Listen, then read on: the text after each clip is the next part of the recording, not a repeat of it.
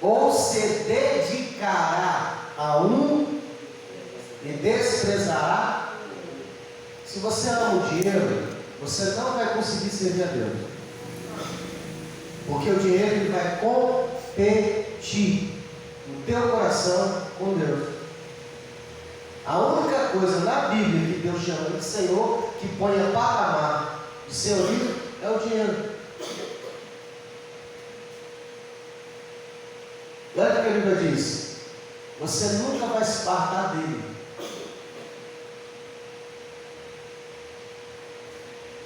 Não é errado você querer fazer dinheiro.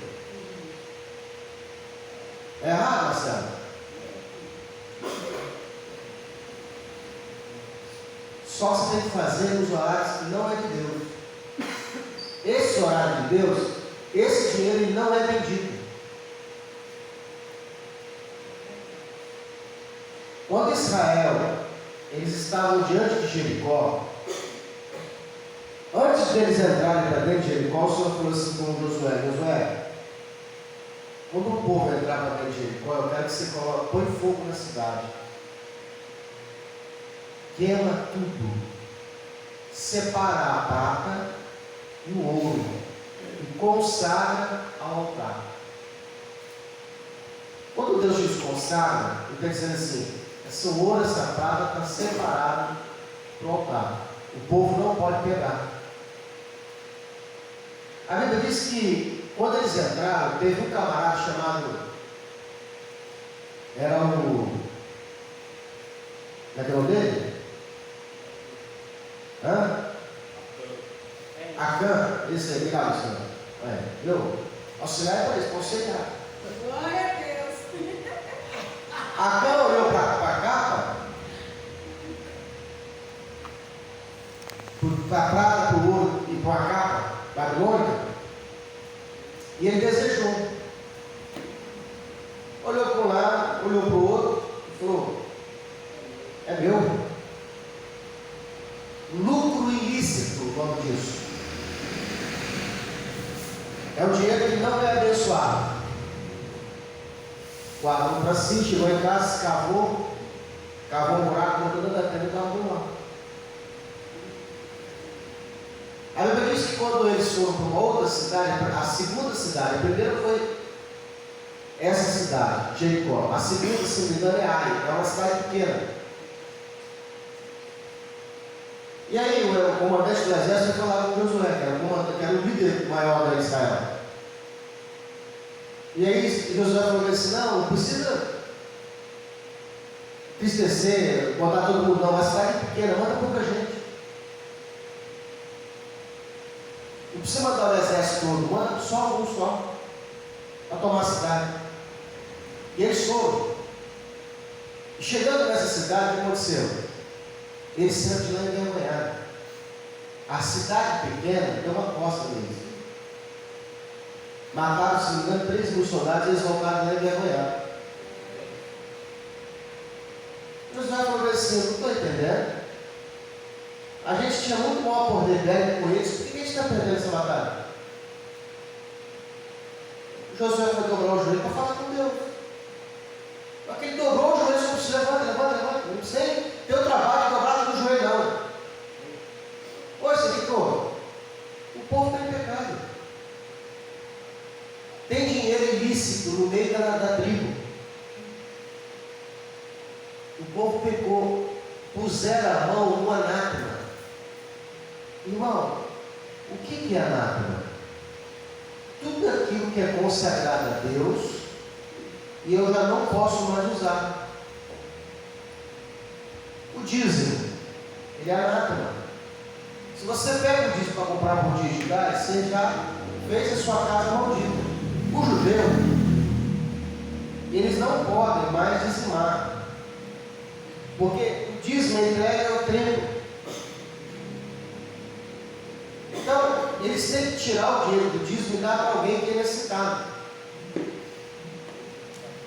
Mas você não vai ver um judeu deixar dentro de casa o dinheiro que é consagrado a Deus. Eles têm que tirar. Imagina que chega um traficante e fala assim: escolha essa droga aqui na sua casa para mim. O que você faz? Toma um quilo aqui de cocaína, você escolhe para sua casa para mim? Se aquilo ali for pego, você está perdido, meu irmão. É 15, 20 anos de cadeia. Então você sabe que aquele pacote ele é o quê? Maldito. Ninguém quer isso na sua casa. Alguém de bem não quer. Essa visão você tem que ter daquilo que é consagrado a Deus. Então, eles puseram a mão, ele pôs a mão. E aí, o Josué teve que descobrir. Porque ninguém confessava o pecado. E como é que eles fizeram para poder descobrir? Fizeram um culto chamado culto da revelação. Havia duas pedras, dois dados. Eram duas pedras, né? Mas sem entender dados. Uma chamada Urim e outra chamada Tumim. Essas duas pedras, elas emitiam faixa de luz. Ela respondia sim ou não. Então, era chamado jogado Urim e Tumim, jogado sorte. Então, ela respondia sim ou não. Então, o que Josué fez? Colocou cada tribo, uma diante da outra ali em fileira, e perguntava assim, jogava o Tumim, essa aqui? Jogava o Urim e Tumim. A pedra dizia, não é essa tribo. Ou seja, o pecado não está nessa tribo. E assim foram jogando. Quando descobriram, são 12 tribos, descobriram que uma era a tribo de Acã. Irmão, era muita gente. Não era meia dúzia de pessoas. Aí descobriu a tribo. Depois de que descobriu a tribo, foi descobrindo que em cada família, essa família, não, essa família não. Eu acho engraçado que quando você vai ler esse texto, o Acã sabia que era ele. A Bíblia diz que o culto começou de manhã, e já era de tarde, o sol estava se pondo. E ele sabia que era ele, não confessou o pecado dele. Quando chegou na tribo dele, na casa dele, que foi a vez dele, a pedra disse, sim. Aí o Josué perguntou assim, filho, dá glória a Deus. E ele não conseguiu dar glória a Deus. Ele contou. Foram lá dentro da tenda, descobriram aquilo que era consagrado a Deus, escondido. Sabe o que aconteceu com ele? A hora do Senhor falou assim, manda matar. Mata ele, mata a mulher, mata os filhos, o cachorro, o cabrito, o animal, tudo que é deles, manda taca fogo, mata todo mundo, enfoca eles, para arrancar o mal do meio do povo. Hoje isso não acontece fisicamente, mas acontece espiritualmente. A pessoa começa a roubar de Deus, ele começa roubando os horários de Deus. Dia de culto, ele rouba o horário, ele vai roubando. Daqui a pouquinho começa a tomar uma família. Puf, puf, puf. Aí você fala, o que está acontecendo com a família de fulano? Está tombando. Um está sendo preso, o outro está ficando desempregado, o outro está ficando doente, o outro está perdendo a vida. É assim que acontece. Aí a pessoa fala assim, vamos dar glória a Deus. Não consigo, pastor. Eu estou triste, eu não consigo dar glória a Deus, pastor. É isso, irmão. Quando a gente lê a passagem, a gente acha que isso não vai acontecer na nossa vida. Mas você vai ver isso acontecendo espiritualmente.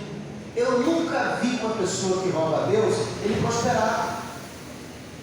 Ele junta com a mão e com a outra vai embora. Junta com a mão, prospera. Um pouquinho, o Senhor sopra. Abra a sua Bíblia, no livro de Salmo 124, 123, 121. É Salmo, vou te baixar.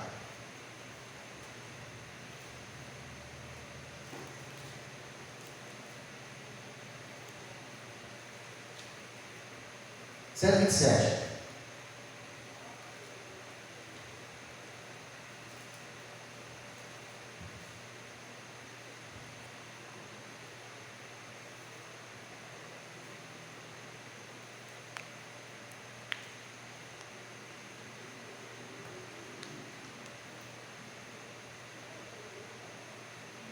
Quem achou? Amém.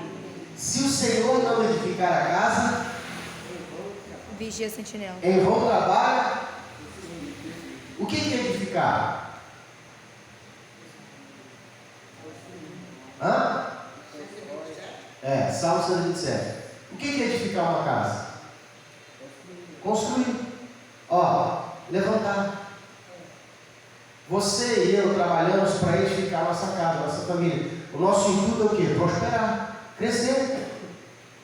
Agora, se eu quiser crescer sem o Senhor, aí eu vou dizer assim, em vão. Se o Senhor não estiver com você nessa edificação, isso não vai acontecer. Se o Senhor não edificar a casa, em vão trabalhos que nela. Se o Senhor não guardar a cidade, em vão vigia, inútil vos será levantar de madrugada e dormir tarde, comer o pão de dores, pois assim dá ele aos seus amados o sono. Não adianta eu me matar de trabalhar para edificar, para construir, para prosperar, se eu não tiver nessa peleja com o Senhor. Então, o que Acã queria fazer era prosperar sem a bênção de Deus, colocando mão, põe a mão naquilo que Deus disse que não era para colocar. Eu não tenho que ter ambição naquilo que Deus não abençoou. Não adianta, irmão. Volta lá para Mateus.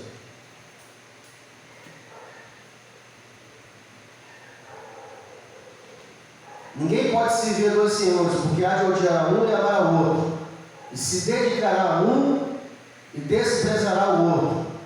Não podeis servir a Deus e às riquezas. Pastor, como é que eu faço? Eu quero servir a Deus, mas eu também quero ser rico. Quem quer isso? Levanta a mão, deixa eu ver. Glória a Deus, Deus seja louvado, seja para a glória de Deus. Ninguém que serviu a Deus empobreceu. Todos que serviram a Deus de coração enriqueceram. Deus só precisa saber se no seu coração o dinheiro não toma o lugar dele. Se o dinheiro não tiver no seu coração, ele estiver no bolso, no seu pé, Deus sempre vai colocar dinheiro na sua mão. Mas toda pessoa que almejar riqueza tirando de Deus, não vai conseguir, vai arrumar um problema com Deus, porque Deus não aceita esse tipo de coisa. Todas as pessoas que se envolveram com Deus e abriram mão das riquezas, enriqueceram. Um dia, o filho de Davi estava no trono, chamado Salomão. Eu acho interessante essa passagem porque de todos os filhos que Davi teve, Salomão foi o único que Davi conseguiu ser pai. Porque Davi, ele foi um grande homem de Deus, mas ele foi um péssimo pai para os filhos. Um pai ausente, um pai que não deu exemplo.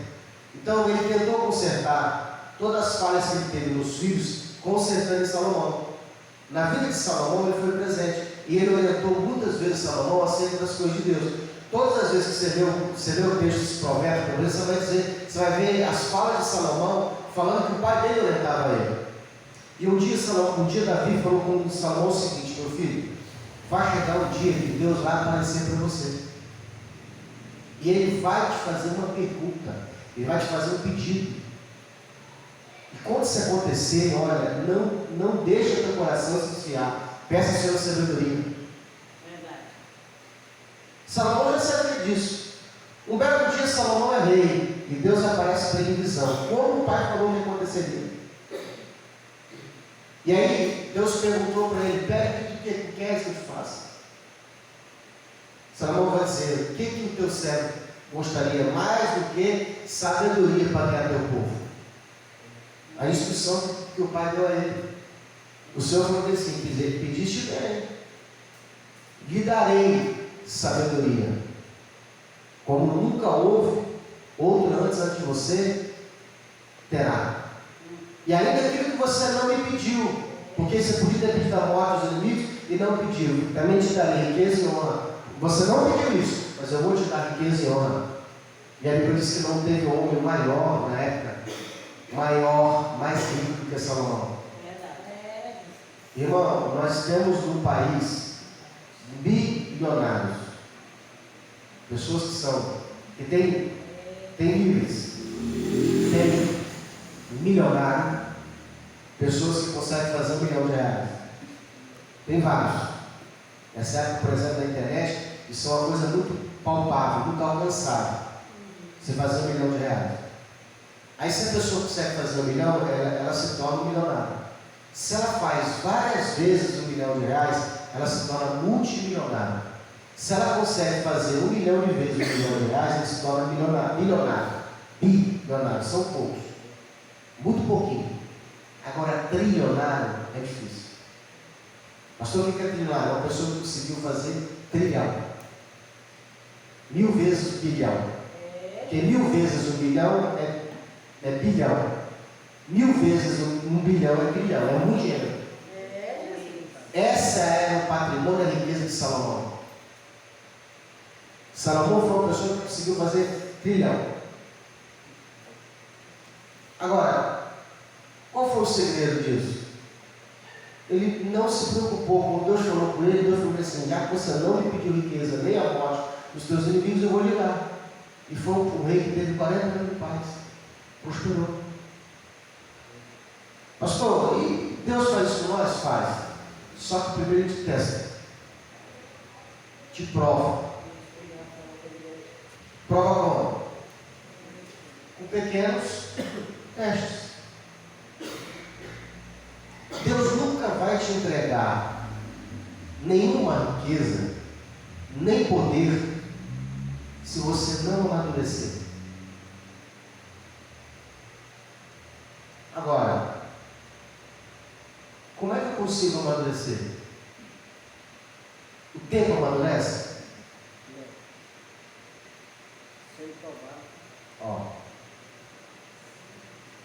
Porque a maturidade não vem pelos anos, vem pelos danos. É o sofrimento que me faz amadurecer.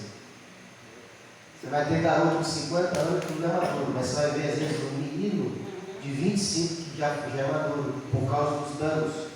Quando eu sou provado, eu estou passando por um processo de amadurecimento.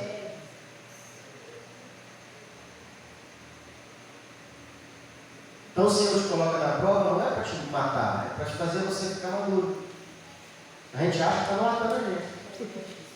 A gente acha que essas dores que Deus faz a gente sentir, a gente fala assim: Deus te abandonou, não, Ele está te moldando para te entregar coisas melhores. Aleluia.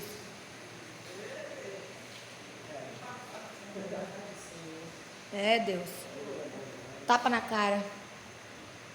Versículo 25: por isso vos digo que não andeis cuidadosos ou ansiosos, preocupados. Você é a pessoa que anda preocupada?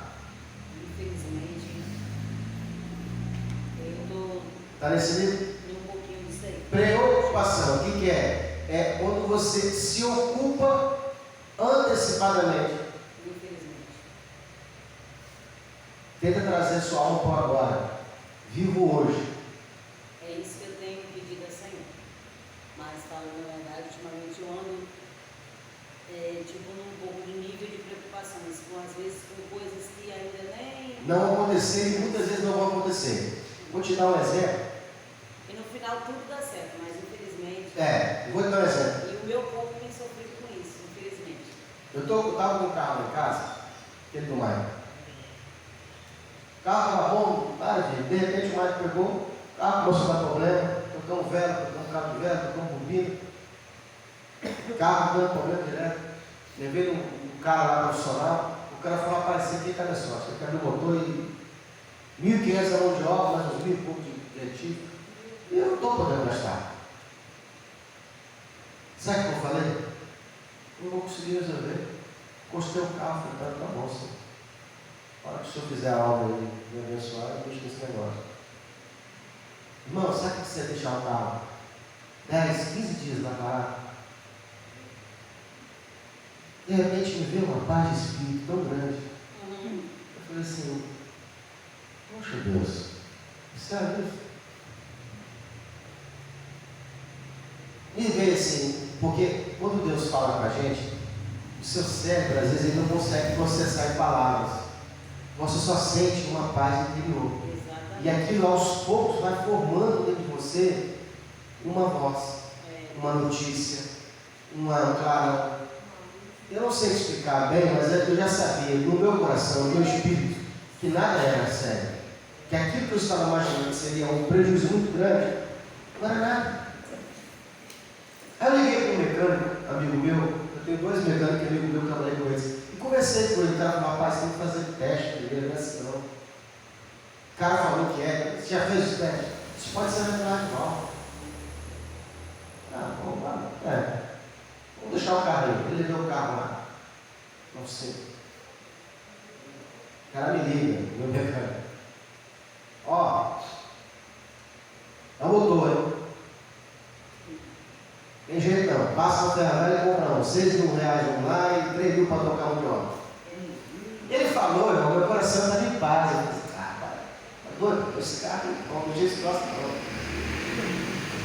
Vou dar 6 mil reais de motor e vou 3 mil de mão de obra. Esse dia não.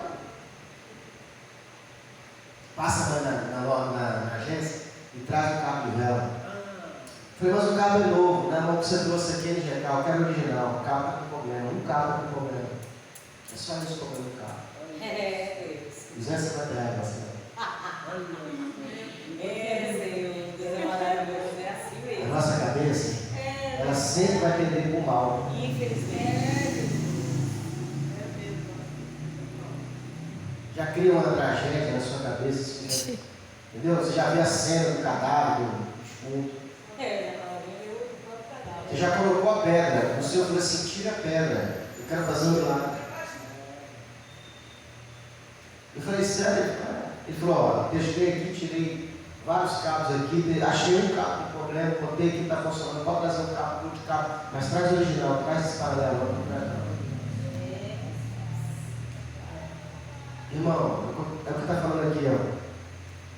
Não andeis preocupados. É assim, ó. A gente tem que entender isso aí aos poucos. Que eu falar assim parece fácil, mas ó. O medo é o oposto da fé. Quando vem o medo, você tem que orar para o medo sair.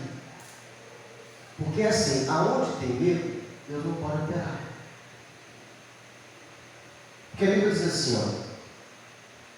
Que quando o amor de Deus se aperfeiçoa em nós, Ele lança fora todo medo. Se eu tenho Deus comigo, eu não posso ter medo. Então, se eu estou com medo, é como se eu estivesse dizendo para Deus, eu não creio que o Senhor pode me guardar. Então, pastor, eu estou sentindo, o que eu faço? Você ora. Senhor, eu estou com esse medo. E eu quero perder esse medo, porque eu quero sentir o teu abraço, eu quero sentir tua proteção. Você vai orar até o medo ir embora. Não é até a solução acontecer, é o medo de ir embora. Irmãos, eu estou construindo uma mensagem, mas eu vou te dar só o rabisco da mensagem.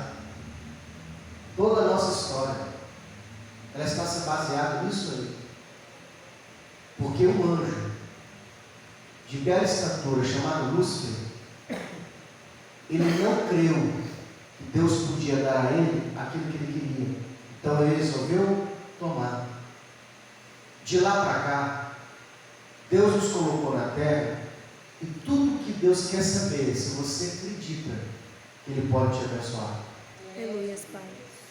E a gente vai passando por vários testes, sempre provando a nossa fé. O que é a nossa fé? Ela nos prova. Se você crê que Deus pode. Há um tempo atrás, eu não acreditava que eu podia ser curado do glaucoma. E eu falei, Senhor, eu não tenho fé para ser curado. Eu creio que o Senhor pode fazer, eu creio que o Senhor faz. Eu só não creio que o Senhor faz na minha vida. Deus não me deu a cura, Deus me deu a fé para me sentir a cura. E aí, com a fé, eu repreendi, eu orei para ser curado. Eu contei aqui para vocês, eu pingava 3 colírios, tomava 3 vezes a média, e ela vinha falando comigo, tinha um sonho para beber.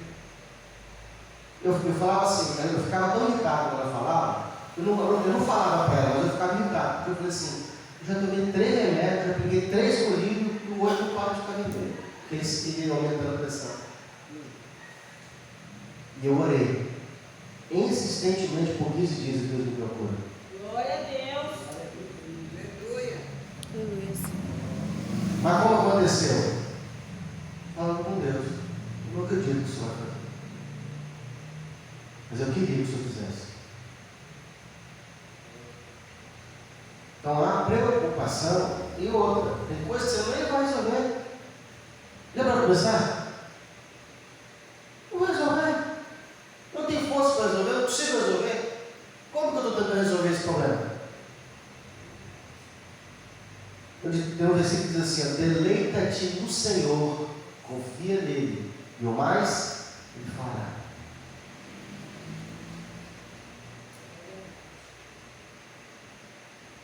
Por isso vos digo, não andeis ansiosos, preocupados quanto à vossa vida, pelo que haveis de comer, pelo que haveis de beber, nem quanto ao vosso corpo, pelo que haveis de vestir. Não é a vida mais do que o mantimento? E o corpo? Não é mais do que a vestimenta? Olhai para as aves do céu, que não semeiam, nem cegam, nem ajudam em celeiro. A gente faz isso, né? A gente guarda comida, reserva de comida.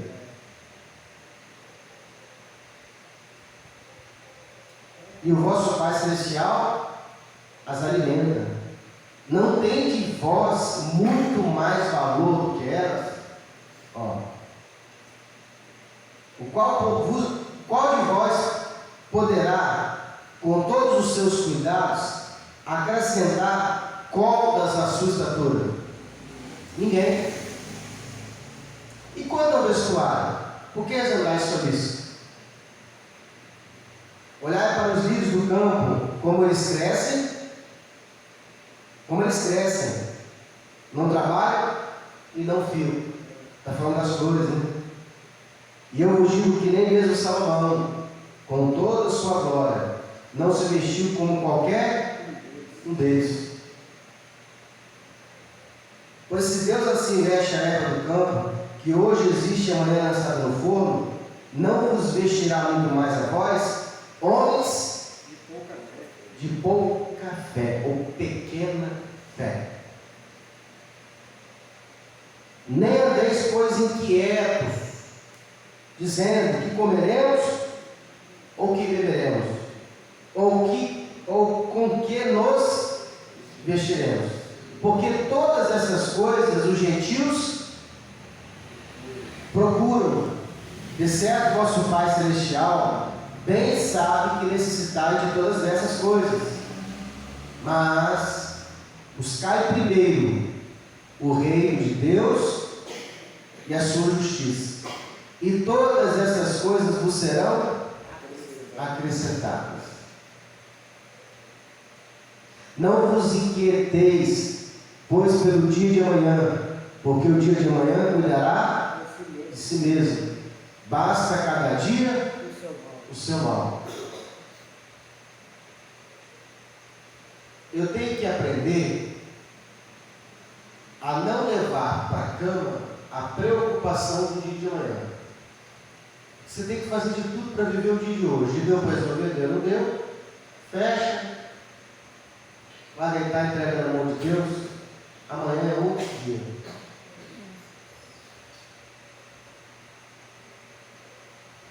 Pastor, tem coisa que tira a paz da gente.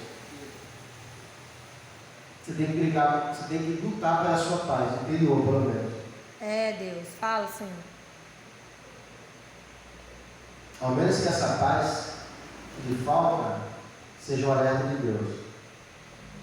Porque às vezes eu estou inquieto e sem paz, porque o Espírito Santo pode me dar me compungindo para fazer alguma coisa. Vou te contar uma experiência. Não é normal você acordar às 3 da manhã. Aí você acorda do lado, você olha para nós, 3 da manhã. Você não é engraçado. 3 da manhã. Aí você vai dormir. No outro dia, você acorda de novo. E é sempre às 3 da manhã.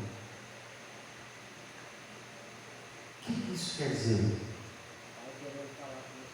Deus está precisando que você interceda. Às vezes, a nossa luta ela é anterior ao que nós vamos passar. Lá na frente, Deus está vendo que você vai passar por uma situação. Você já começa a batalhar agora. É, Deus. Não está ali, cara. Não está ali. Pega filho. Abre o jejum lá. Como os outros fazem à noite, né? Não precisa ser, mas só para dar um exemplo, você já faz um propósito. Fica só na água. É porque meia-noite não. Hã? Acho que não vai pro bem, não. Vai dormir? Eu acho que o certo deve ser um de dia. Não, mas eu digo assim, abrir à noite, por quê? Porque você já vai fazer a última refeição, já vai logo abrir, vai levantar às 3 da manhã para orar, acredito, bota a noite para despertar, aí você tem isso devocional de manhã cedo, Todo né? dia. Aí você já vai ficando aquele período ali do dia, em consagração, vai estipular se você vai ficar só sem café da manhã, se você vai ficar ao almoço, né? Eu já estou ficando sem café da manhã tranquilo, irmão.